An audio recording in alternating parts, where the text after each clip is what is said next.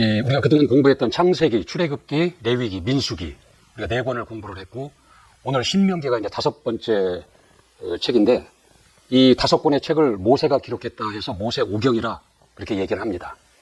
이 모세오경은 나머지 그 성경의 기초를 제공하고 그 나머지 성경에 영향력을 주기 때문에 아주 중요한 부분이고 그래서 일종의 저수지와 같은 그러한 역할을 하는 중요한 그 책입니다.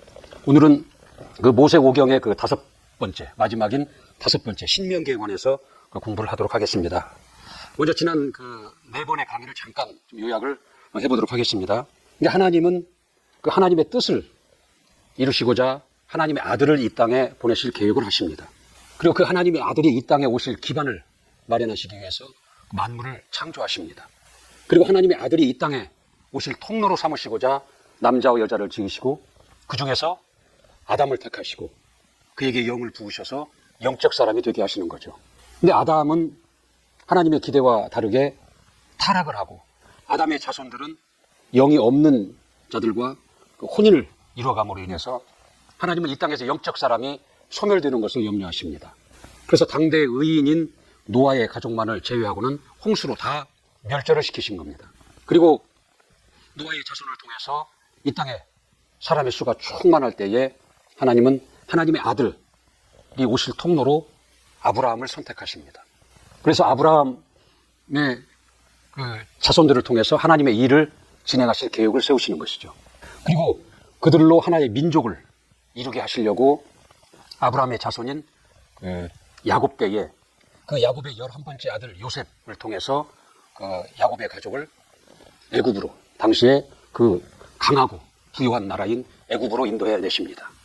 그리고 그곳에서 430년 동안에 처음에 70명의 일가가 들어가서 한 300만이라는 거대한 하나의 민족을 형성케 하시는 것이죠. 이게 창세기의 그 주요한 내용입니다.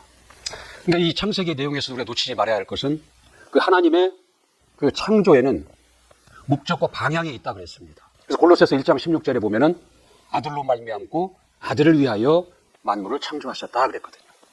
그러니까 이 모든 일들이 아들로 말미암고 아들을 위하여 하신 일이시다라는 거죠. 그러니까 아브라함의 이야기가 아브라함이 주인공이 아니라 하나님의 아들 예수 그리스도가 오시는 그 통로, 과정으로 봐야 된다는 것입니다. 이게 창세기의 주요 내용입니다. 이제 그 출애굽기를 보면은 이제 히브리 민족, 애굽의 입장에서 볼 때는 이방 민족이죠. 이방 민족이 자기 나라 안에서 거대한 하나의 세력을 형성하고 있다는 거죠. 그래서 애굽의 왕은 이를 두려워하는 거예요. 그래서 그 히브리 민족을 온갖 강제 노역을 시키시고 강제 노역을 시키고 억압을 가한다는 거죠. 그리고 심지어 사내 아이가 출산하면 사내 아이를 죽이도 그 산파에게 그 지시를 내리는 거예요. 이제 이스라엘 그 민족의 입장에서는 최고의 고통의 절정에 이르는 겁니다. 이때 하나님께서는 이제 모세를 부르셔서 그들을 이제 구원해 내십니다. 그래서 구원하는 과정을 보면은 10가지의 재앙이 나오죠. 그 이적을 보이시고 또 홍해를 건너게 하십니다. 그러니까 이건 하나님을 보여주신 거예요. 그러니까 애굽 사람들, 애굽의 왕 바로에게 하나님이 어떠한 분이신가를 보여주시는 것이고 이스라엘, 히브리 민족 그들에게도 그들의 하나님이 어떤 분이신가를 보여주시고 나타내 주신 것이다라는 거죠. 그래서 그들을 애굽에서 이제 구원해 내시고 광야 시내산에 당도하게 하셔서 하나님과 그들이 계약을 맺습니다. 그 계약의 내용을 보면 내가 너희의 하나님이 되겠다. 너희의 왕이 되겠다. 너희는 나의 백성이 되라. 백성이 되겠다는 계약을 맺습니다. 그리고 이제 하나님의 일을 맡은 자가 된 겁니다. 그리고 제사장 나라로 삼겠다. 이렇게 계약을 이제 맺죠. 그리고 그들에게 성막을 계시하십니다. 성막을 짓는 이야기가 나오죠. 그리고 그동안 바로의 종노릇을 하면서 바로를 왕으로 섬겼고 그 애굽의 법을 따르고 애굽의 풍습을 따르던 자들에게 하나님은 율법을 계시하십니다. 명령과 규례와 법도를 이제 계시하시는 거죠. 그래서 이제는 너희가 애굽의 법을 따르고 애굽의 풍습을 쫓는 자들이 아니라 하나님이 계시하신 율법, 명령과 규례와 법도를 따르는 하나님의 백성이 되게 하신다는 거죠. 구별을 시키시는 겁니다. 구별이란 거룩한 거예요. 그래서 애굽 왕의 종노릇을 하며 애굽의 우상을 섬기고 애굽의 풍습을 쫓고 애굽의 법을 따랐던 자들이 이제는 하나님을 왕으로 섬기고 하나님의 백성이 되고 하나님이 계시하신 법을 지키는 백성이 된다는 거죠. 구별이 되는 겁니다. 이제 거룩해진다는 거죠. 새로운 정체성을 입게 되는 것입니다. 이것이 출애굽기와 레위기의 주된 내용입니다. 그리고 이제 이들은 하나님이 약속하신 가나안 땅을 향해서 이제 출발하기 위해서 본격적인 준비를 합니다. 인구조사를 해서 역할을 분담하고 조직을 갖추죠. 그리고 성막을 중심으로 해가지고 각 지파들이, 이스라엘의 12지파가 있는데 각 지파들이 어떻게 진을 편성하고 그래 행진하여 나아갈 때에 지파별로 어떠한 순서로 나아갈 것인가, 그런 지침을 다 이제 계시하시죠. 그 심지어는 비상시에는 나팔을 어떻게 불어라, 이런 지침까지, 세세한 지침까지를 다 이제 계시하시고 마침내 이 모든 준비를 마치고 가나안을 향해서 이제 출발을 한다라는 거죠. 그런데 처음에 출발은 잘 준비된 대로 출발을 합니다. 그런데 며칠에 가지 못해서 그 힘든 환경이 있죠. 사막이라는 힘든 환경, 마실 물이 없는 그 환경, 먹을 것이 부족한 그 환경, 이것 때문에 이제 불평하기 시작하고 불만하기 시작하고 하나님을 원망하기 시작한다는 거죠. 출애굽 때로부터 지금까지 수많은 하나님의 이적을 이들은 직접 체험을 했고 눈으로 확인한 자들이에요. 그러나 현실이라는 이 현실 앞에 하나님과 하나님의 그 약속에 반응하기보다는 어려운 현실에 반응을 한다는 거죠. 그를 통해서 하나님의 징계를 받으면서 계속 그들은 이제 가나안을 향해서 나아갑니다. 그리고 가데스라는 곳에 이르러서 이제 12명의 정탐꾼, 각 지파별로 한 명씩을 차출해가지고 12명의 정탐꾼을 가나안 땅에 보냅니다. 근데 여호수아와 갈렙을 제외한 10명의 정탐꾼의 보고는 굉장히 부정적이에요. 그리고 그 땅에 대한 악평을 한다는 거죠.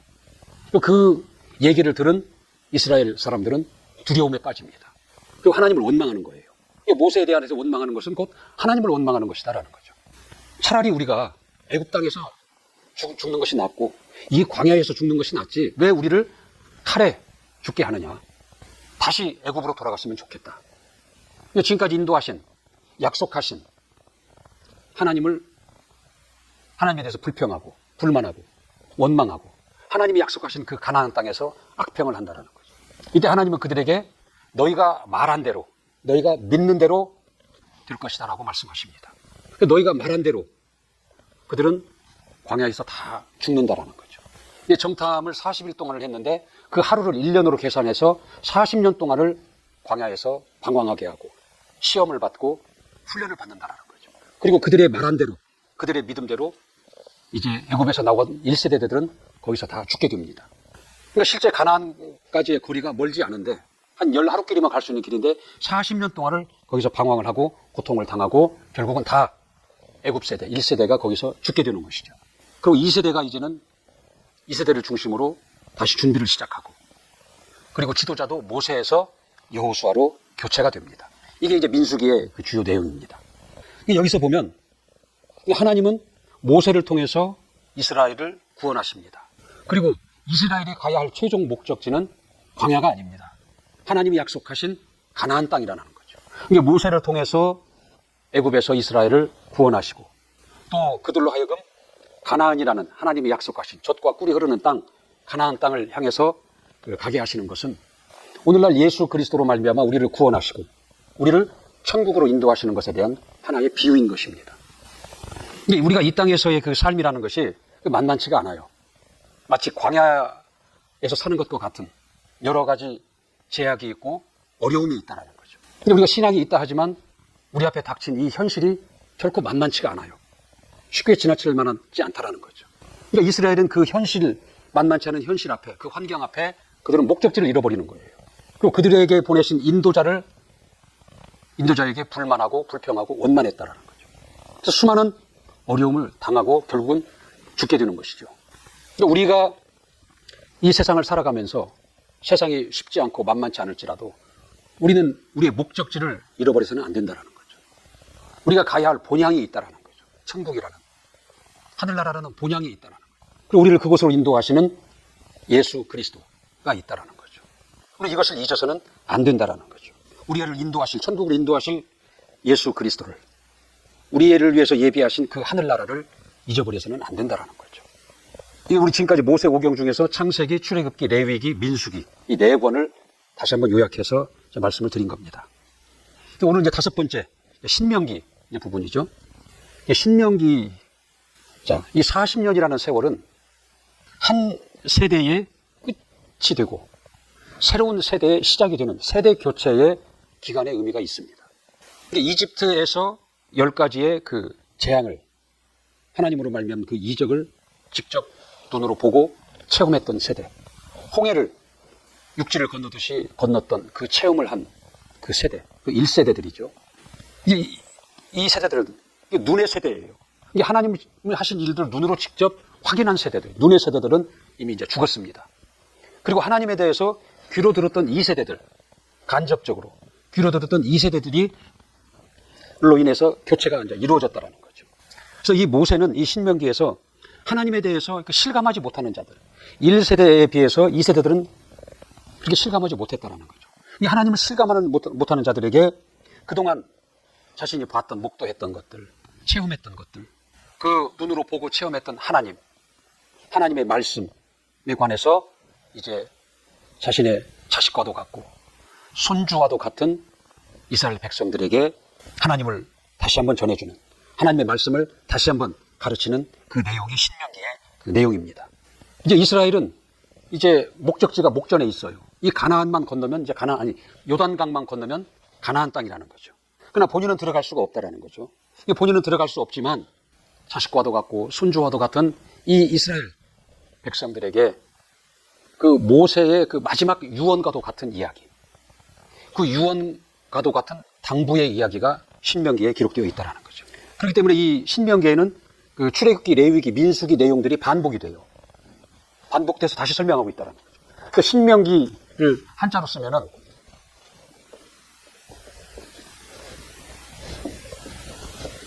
이렇게 쓰는데, 이 신자가 뭐냐면 되풀이할 신, 반복할 신, 그렇습니다. 그러니까 하나님의 명령, 하나님이 그 출애굽기와 레위기에 걸쳐서 계속 명령하신 율법, 명령과 규례와 법도를 되풀이해서 반복해서 기록한 책이다. 그래서 신명기다. 그렇게 이름을 붙인 겁니다. 그러니까 모세가 그 이스라엘 2세대들에게 그 하나님의 말씀을, 이 명령을, 율법을 다시 그들에게 설교를 하는데, 그동안 나왔던 내용을 다시 반복해서 설명을 하고 가르치고 당부하는 내용이다. 그래서 신명기다. 그렇게 이름이 붙여진 겁니다. 근데 신자를 보면은 우리가 그 신신당부하다 그러잖아요. 그러면 자꾸 되풀이 해가지고 반복해서 강조하는 걸 신신당부한다 그러잖아요. 그 신자를 사용한다는 거죠. 그래서 신명기라는 그 책 제목이 그렇게 붙은 겁니다. 하나님과 그 이스라엘의 관계는 그 언약, 약속의 관계예요. 그래서 그 관계에서 오는 순종과 불순종. 순종에서 오는 복과 불순종에서 오는 저주. 이 내용이 이 신명기의 내용을 관통하고 있습니다. 흐름이 그렇다라는 거죠. 그렇게 흘러가고 있습니다. 그래서 신명기는 크게 네 부분으로 나눠져 있어요. 그러니까 모세의 3번의 설교가 있고, 나머지 하나는 모세의 생애와 그 모세의 그동안의 사역의 결산을 기록한 부분, 이렇게 네 부분으로 크게 구분되어 있다는 거죠. 첫 번째 모세의 그 설교를 보면은 1장부터 4장 43절까지의 그 내용이 모세의 첫 번째 설교입니다. 이건 뭐냐면 과거의 회상입니다. 과거 회상, 회고. 지난 40년 동안 하나님께서 이스라엘에게 어떻게 하셨는가, 그리고 이스라엘은 그 하나님 앞에 어떻게 반응을 했는가 하는 내용을, 그 과거 내용을 회상하고 회고하는 내용이 이 첫 번째 설교 내용입니다. 이 회상해보고 회고해 보면 볼수록 이스라엘이 하나님 앞에 한 것들은 부정적이었어요. 불신앙이었고 하나님을 원망했다라는 거죠. 이게 반면교사라는 말이 있죠. 이게 부정적인 잘못된 것을 교훈 삼아서 새로운 가르침을 주는 것을 반면교사다 그러잖아요. 이게 이 세대들에게 그들을 조상 1세대들이 그들의 그 잘못된 것, 하나님 앞에 불순종하고 불신하고 원망한 것들, 그것들을 회상하고 회고함으로 인해서 2세대들에게 교육을 시키는 겁니다. 그게 이 모세의 첫 번째 설교의 주요 내용이다라는 거죠. 그리고 거기서 또 우리가 또 하나 봐야 될 것은 이제 이스라엘 2세대가 이제 중심이 돼서 가나안을 향해서 가면서 전쟁을 하죠. 당시에 강하고 장대한 그 아모리의 그 두 족속이 있었죠. 그래서 암몬과 그 바산이라는 두 족속을 전쟁에서 이깁니다. 그리고 비옥한 땅을 차지를 해요. 그래서 모세는 이것에 관해서 이 전쟁의 승리가 너희들의 힘과 능력으로 된 것이 아니다. 하나님으로 된 것이다. 그래서 전쟁은 하나님께 속한 것이다. 전쟁은 하나님께 속한 것이다. 이것을 이제 그 2세대들에게 얘기를 하는 겁니다. 우리 3장 21절, 22절 한번 볼까요? 신명기 3장 21절, 22절. 그때에 내가 여호수아에게 명하여 이르기를 너희 하나님 여호와께서 이 두 왕에게 행하신 모든 일을 내가 목도하였거니와 내가 가는 모든 나라에서도 여호와께서 이같이 행하시리니 너희는 그들을 두려워하지 말라. 너희 하나님 여호와 그가 너희를 위하여 싸우시리라 하였노라. 그러니까 전쟁은 너희들의 능력과 너희들의 힘으로 하는 것이 아니라 전쟁은 하나님께 속한 것이다 라는 교훈을 지금 2세대들에게 모세는 얘기하고 있는 것이다 라는 거죠. 그러니까 오늘날 우리도 마찬가지예요. 그러니까 우리의 문제가 있다라는 거죠. 살아가면서. 근데 그 문제를 그 전쟁이라고 한다면 그 전쟁은 하나님께 속하게 해야 된다는 거죠. 내 문제를 하나님께 이양을 시켜야 된다는 거죠. 그러니까 어찌 보면 기도라는 것은 내 문제를 하나님께 옮겨놓는 것, 그것이 기도예요. 그래서 하나님의 것이 되게 해야 된다는 거죠. 하나님의 일이 되게 해야 된다는 거죠. 그래서 모세는 그것을 그 2세대들에게 지금 교훈을 하고 있는 거예요. 너희 문제가 아니다. 너희의 능력과 너희의 무능함의 문제가 아니다. 전쟁은 하나님께 속한 것이니 하나님께 맡겨라. 너희가 해야 될 일은 하나님의 계명을 지키는 것이다. 명령과 규례와 법도를 지키는 것이 너희가 할 일이다. 그것을 교훈하고 있다는 거죠. 그러니까 이스라엘이 1세대가 결국은 약속한 땅을 밟지 못하고 광야에서 죽게 된 것은 그들에게 약속이 있었지만은, 하나님의 약속이 있었지만은 그 약속을 신뢰하지, 그 약속하신 하나님을 먼저 신뢰하지 못하고 하나님의 그 약속의 말씀을 그들은 믿지 않았다라는 거죠. 거기에 반응하지 않고 불편한 현실, 두려운 현실에 반응을 했다라는 거죠. 그래서 약속을 받았지만 그 약속을 보지 못한 거예요. 그러니까 오늘날 우리도 수많은 약속을, 복된 약속을 받았지만 그 약속이 우리에게서 이루어지고 그 약속을 보기 위해서는 그 약속에 반응을 해야 된다는 거죠. 이 보이는 현실에 반응을 하고 그것에 일희일비하고 그것에 두려워하고 그래가지고는 그 약속을 우리가 볼 수 없다라는 거죠. 하나님의 영광을 볼 수 없다라는 것입니다. 하나님을 약속하신 하나님을 신뢰하고 하나님의 그 약속의 말씀을 우리가 믿고 신뢰하고 거기에 반응을 나타낼 때 그 복된 약속, 이미 우리가 받은 복된 약속을 우리는 볼 수 있고 하나님의 영광을 볼 수 있다는 걸 얘기하고 있다는 거죠. 그다음에 모세의 이제 두 번째 설교 이야기가 나옵니다. 이제 여기서 이제 신명기라는 책 제목이 나온 거예요. 되풀이해서 하나님의 명령을 다시 이제 설교하는. 이제 모세가 하나님으로부터 이 율법을 받은 때는 시내산이에요. 벌써 그때로부터 40년의 세월이 흘렀다라는 거죠. 환경이 바뀌었어요. 그리고 이제 그 율법을 받을 자들, 그 율법을 준행할 자들 세대가 바뀌었다라는 거죠. 이제 그들을 향해서 새로운 환경과 새로운 그 세대를 향해서 다시 이 율법을, 하나님의 명령을 되풀이해서 설명하고 가르치고 당부하는 내용이 이 두 번째 설교라는 것이죠. 그래서 그 십계명에 관한 얘기를 다시 하고 절기, 도피성, 추수 예물을 어떻게 할 것인가. 11조는 구제는 이와 같은 얘기들을 다시 반복해서 그들에게 설명하고 있다는 거죠. 그리고 가나안 땅에 이제 들어가서 또 국가를 형성하고 살아야 될 텐데 이를 위해서 도덕법, 법도, 명령과 규례와 법도죠. 도덕법, 그리고 의식법, 그리고 사람과 사람과의 관계법, 사회법, 민사법 이러한 것들을 다시 설명하고 있다는 거죠. 이게 가나안 땅이라는 게 무주공산이 아니에요. 주인이 없는 땅이 아니라는 거죠. 그 안에는 31개의 왕이 있다는 거죠. 그 왕을 다 물리치고 들어가 살아야 되는 것이 가나안 땅입니다. 이게 31개의 왕이 있다는 것은 거기에는 죄악이 있고 무상이 있다는 거예요.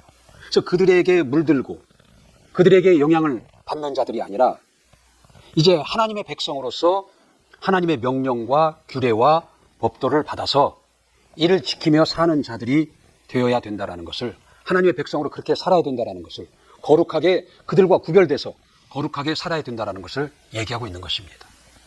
이게 구별이라는 것은 그게 곧 거룩함이다라는 거죠. 이게 하나님의 백성으로서 하나님이 계시하신 명령과 규례와 법도를 지킴으로 그 이방 민족과 구별되어져라, 거룩해져라. 그리고 더 나아가서 그들에게 영향력을 끼치는, 하나님을 드러내고 하나님을 나타내고 그 하나님의 거룩함을 드러내고 나타나기를 기대하신다는 거죠. 이를 위해서 모세는 다시 이 명령과 규례와 법도를 반복해서 그들에게 설명하고 있는 내용입니다.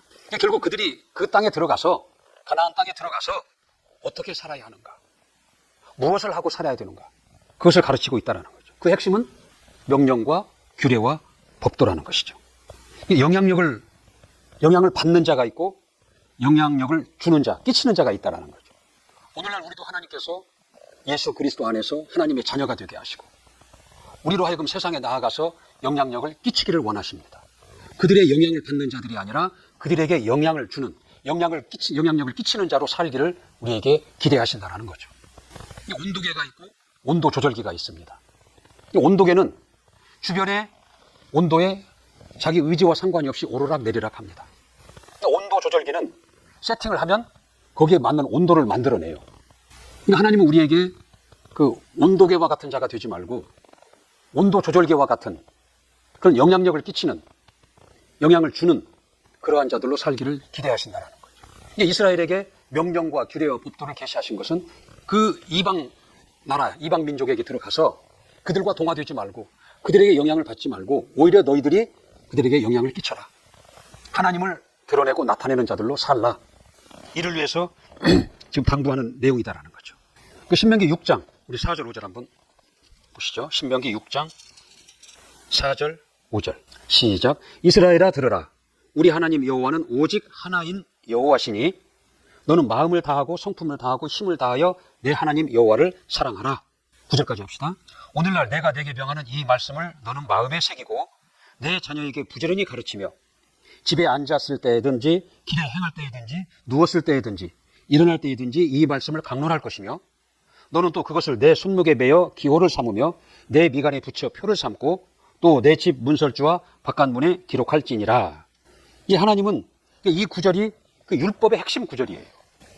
하나님은 네가 마음을 다하고 성품을 다하고 힘을 다하여 하나님을 사랑하라. 그 내용이거든요. 그러니까 이 하나님의 이 명령을 어떻게 하나님을 사랑하는 거냐? 마음을 다하고 힘을 다하고 목숨을 다하여 하나님을 사랑하라는데 사랑하는 방법이 뭐냐? 하나님의 이 명령을 지키는 것입니다. 하나님의 말씀을 따르는 것입니다. 그것이 하나님을 사랑하는 거예요. 우리가 부모를 사랑하는 방법이 무슨 기념일날 거창한 이벤트를 해주는 거? 부모는 물론 그것도 고마워하지만 그보다 더 부모가 자식으로부터 사랑을 느끼고 기뻐하는 것은 부모의 말씀을 들어주는 겁니다. 부모의 마음을 헤아리고 부모가 원하는 것을 해주는 것이다라는 거죠.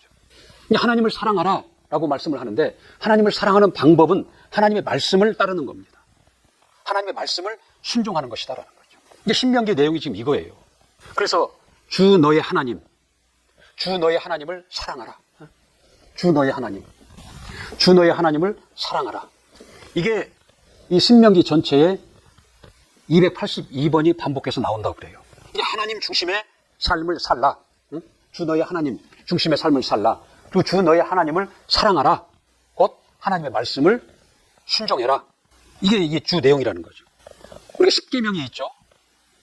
너에게 하나님 외에 다른 신을 너에게 두지 말라라. 우상을 섬기지 말라. 하나님의 이름을 망령되이 일컫지 말라. 안식일을 지켜라. 내 부모를 사랑하라. 사랑하지 말라. 도둑질하지 말라. 살인하지 말라. 간음하지 말라. 10가지 계명이 있다라는 거죠. 근데 이건 말라 하지 말라 하는 뭐냐면 이건 소극적 계명이에요. 최소한의 계명이다라는 거죠. 이게 모세는 그 기록에 너희 그 마음을 다하고 힘을 다하고 목숨을 다하여 하나님을 사랑하라. 그 얘기를 기록한 것은 이 소극적 계명을 가지고는 말라 하는 이 계명을 지키는 것 가지고는 하나님을 흡족하게 할 수가 없다라는 것을 얘기하고 있는 거예요. 이거 최소한의 가이드라인이거든요. 더 적극적 개념은 뭐냐면 하라 하는 말씀에 순종하는 것. 그 하라 하는 계명이 더 적극적인 계명이고 그 계명을 순종하는 것이 더 적극적으로 하나님을 사랑하는 것이 된다는 것이죠. 그러니까 방금 읽은 그 내용에 그 보면은 그 목숨을 다하기까지 힘을 다하여 마음을 다하여 하나님을 사랑하고 이웃을 사랑하라는 거죠. 그 신약에도 보면 율법학자가 마태복음 22장에 보면은 율법학자가 이제 주님을 찾아옵니다. 예수 그리스도께 찾아와서 율법의 계명 중에서 어떤 것이 가장 큰 것입니까? 그러니까 주님께서 뭐라고 대답을 하냐면 네 마음을 다하고 목숨을 다하고 뜻을 다하여 주 너의 하나님을 사랑해라. 그와 같이 내 이웃도 사랑하라 하고 답을 주십니다. 그러니까 우리가 이 하나님을 사랑하는 적극적으로 사랑하고 적극적으로 하나님의 계명을 순종하는 방법은 하지 말라 하는 소극적인 계명을 지키는 것, 그거보다도 더 크게 하라 사랑하라, 이게 더 적극적인 계명이고 더 적극적으로 하나님을 사랑하는 것이다라는 겁니다. 그러니까 우리가 하나님을 사랑하라, 이웃을 사랑하라, 그러면 우리가 손해보는 것이 아닌가 하는 생각을 가지게 됩니다. 이게 세상의 이치는 그래요. 내 것을 남에게 주는 것은 내 것이 없어지는 거예요. 손해보는 거라는 거죠. 그러나 하나님의 안에서는 그렇지 않다라는 거죠. 이게 받는 자보다 주는 자가 복이 있다 그랬거든요. 이게 사랑을 주는 자, 사랑을 베푸는 자, 그런 자가 복이 있다라는 거죠. 이게 왜 그러냐면 하나님의 계명을 순종하는 것, 소극적인 계명은 당연한 것이고 적극적인 계명을 쫓아 그 계명을 순종하면 할수록 하나님의 사랑 안에 내가 거하는 겁니다. 하나님의 사랑 안에 거하는 방법. 이 거하는 방법이 뭐예요? 내가 하나님을 사랑하는 거예요. 내가 하나님을 사랑하면 사랑할수록, 곧 하나님의 계명을 지키면 지킬수록, 그 말씀대로 살아가면 살아갈수록 겉으로는 내가 손해를 보고 내가 희생을 당하는 것 같지만 그것이 하나님의 사랑 안에 거하는 방법이다라는 거죠. 그러니까 지금 주님께서 우리에게 요구하시는 것은 희생해라 라는 것을 가르치는 것이 아니라 적극적으로 말씀을 순종하고 말씀을 따라서 하나님의 사랑 안에 거하라, 그 안에서 하나님의 사랑을 누려라 라는 것을 가르치고 있다는 거죠. 자, 우리 신명기 5장 10절 한번 볼까요? 시작. 나를 사랑하고 내 계명을 지키는 자에게는 천대까지 은혜를 베푸느니라. 네, 나를 사랑하는데 그 방법은 뭐다? 내 계명을 지키는 것이다라는 거고, 그런 자들에게는 천대까지 은혜를 베푸시겠다, 하나님의 약속입니다. 7장 9절 시작. 그런즉 너는 알라, 오직 내 하나님 여호와는 하나님이시요 신실하신 하나님이시니라. 그를 사랑하고 그 계명을 지키는 자에게는 천대까지 그 언약을 이행하시며 인애를 베푸시되.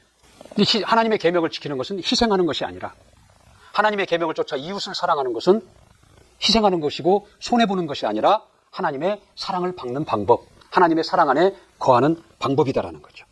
내가 지금 누구의 말을 듣고 누구의 법을 따르냐에 따라서 그 결과가 사망이냐 저주냐 생명이냐 복이냐가 달라지는 거예요. 이 마귀, 세상 임금 마귀의 말을 듣고 그가 깔아놓은 세상의 이치를 쫓아 살면 그에 따른 결과가 나타납니다. 사망과 저주라는 결과가 나타난다는 거죠.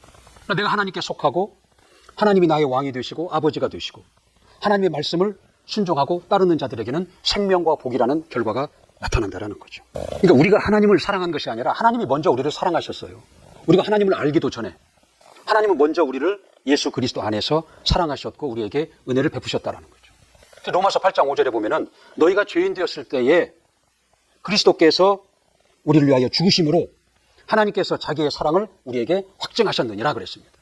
그러니까 우리가 이미 하나님을 몰랐고 우리가 죄인의 상태에 있을 때에 하나님은 먼저 우리를 사랑하시고 그 아들을 죽게 하셨다는 거죠. 우리를 향하신 하나님의 그 사랑을 확증해 주신 거예요.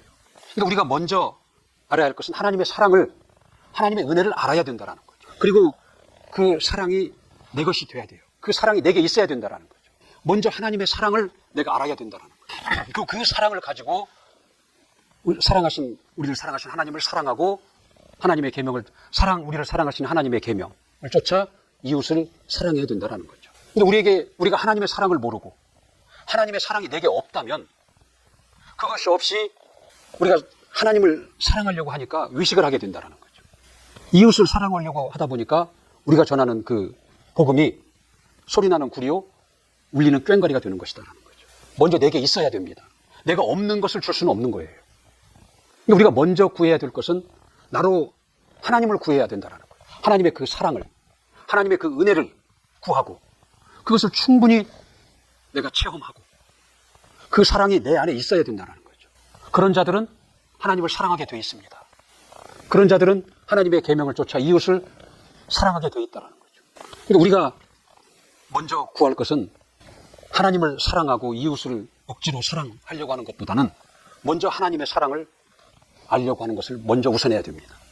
하나님의 은혜를 내가 알기를 우선해야 된다는 거죠. 그래서 내게 있는 그 사랑을 가지고 내가 받은 그 은혜를 가지고 감사함으로 하나님을 사랑하고 이웃을 사랑하기를 그렇게 해야 된다는 거죠. 그래서 시편 34편 8절에 보면은 하나님의 선하심을 맛보아 알지어다 그랬어요. 하나님의 사랑을 관념으로 알지 말고 하나님의 사랑을 맛보아 알아야 된다는 거예요. 하나님의 은혜를 맛보아 알아야 된다는 거예요. 내가 먼저 그 하나님의 사랑과 은혜를 체험하고 그것이 내 안에 충만하고 그럴 때 우리는 하나님을 외식하지 않고 하나님을 사랑할 수 있고 이웃을 진정으로 사랑할 수 있게 된다는 것입니다. 모세의 이제 세 번째 설교가 나오죠. 이제 모세의 간절한 부탁이 여기에 또 나오는 거예요. 모세는 그동안 하나님을 온 몸으로 체험한 사람이에요. 이게 순종할 때 주어지는 평안, 승리, 행복 그걸 너무나 많이 체험을 했고 불순종할 때 주어지는 그 저주와 실패, 고난 이걸 너무나 잘 알고 있다는 거죠. 그래서 그 이제 가나안에 들어가 살아야 할 그 2세대들 그들에게 간곡하게 부탁을 하는 겁니다. 요점은 뭐냐면 말씀을 순종해라. 그러면 복을 받을 것이다. 그게 이제 세 번째 설교라는 거죠. 그 가장 잘 나와 있는 게 신명기 우리 30장에 나와 있는 신명기 30장 한번 펴줍시다. 신명기 30장 19절 20절 시작. 내가 오늘날 천지를 불러서 너희에게 증거를 삼노라. 내가 생명과 사망과 복과 저주를 내 앞에 두었은즉 너와 내 자손이 살기 위하여 생명을 택하고 내 하나님 여호와를 사랑하고 그 말씀을 순종하며 또 그에게 부종하라. 그는 내 생명이시요 내 장수시니 여호와께서 내 열조 아브라함과 이삭과 야곱에게 주리라고 맹세하신 땅에 네가 거하리라. 택하라는 의지적 선택입니다. 하나님의 말씀을 택하고 그 하나님의 말씀을 순종하라. 그리하면 너희가 복을 받을 것이다. 이게 설교의 그 내용이다라는 거죠. 근데 의지적 선택입니다. 성경에는 이분법적인 얘기가 많이 나와요. 빛과 어둠, 생명과 사망, 복과 저주, 천국과 지옥. 이분법적인 얘기가 많이 나오거든요. 그러니까 둘 중에 하나에 속하는 거예요. 내가 여기에 속하지 않으면 여기에 속한 거예요. 그러니까 생명과 사망, 복과 저주를 택하라 그랬잖아요. 너희가 택하는 겁니다. 우리가 택하는 겁니다. 그러니까 사람들은 자기가 다 여기를 택하지 않는다고 생각을 하고 있어요. 어떤 바보가 나는 지옥을 택하고 어둠을 택하고 사망을 택하고 저주를 택할 자가 어디 있겠어요. 사람들은 다 나는 여기에 있다라고 생각을 하고 착각하고 살아갑니다. 그러니까 오늘날 천국을 택하고 빛을 택하고 생명을 택하고 복을 택한다는 것은 예수를 선택하는 겁니다. 예수를 선택하는 자들은 여기에 있는 거예요. 예수 밖에 있는 자들은 자동적으로 여기에 속하는 이걸 택하게 되는 것입니다. 이 중간은 없다라는 거죠. 이거 아니면 이분법 나오는 그 성경에서 그래서 이분법적 표현이 많이 나오는 겁니다. 그러니까 내가 여기를 택하면 여기에 있는 것들을 받는 거예요. 여기를 택하지 않으면 여기에 속하게 되는 거고 여기의 것들을 결과로 삶의 내 영혼에 받는다는 거죠. 우리가 추운 날 밖에 나가면 내 의지와 상관없이 추운 거예요. 내 의지하고 상관이 없다는 그 환경의 영향을 받게 돼 있다는 거죠. 거기에 속한 영의 영향을 받게 돼 있는 거예요. 내가 더운 곳에 들어가면 내 의지와 상관없이 더운 곳에 그 혜택을 받는 거예요. 그렇듯이 그 선택은 내가 해야 된다는 거죠. 내가 예수를 선택할 때 이러한 것을 결과로 얻고 열매로 얻고 누리며 살아가는 자가 되는 것이고 여기를 벗어나는 순간 여기에 속해서 이것에 영향을 받고 이것으로부터 나오는 것들을 내 삶에서 내 영혼의 결과로 나타내고 열매를 맺으며 산다라는 것이죠.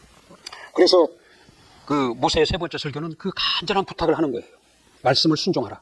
너희가 이제 가나안 땅에 들어가면 명령과 규례와 법도를 따라서 살아라. 그리하면 복을 받을 것이다.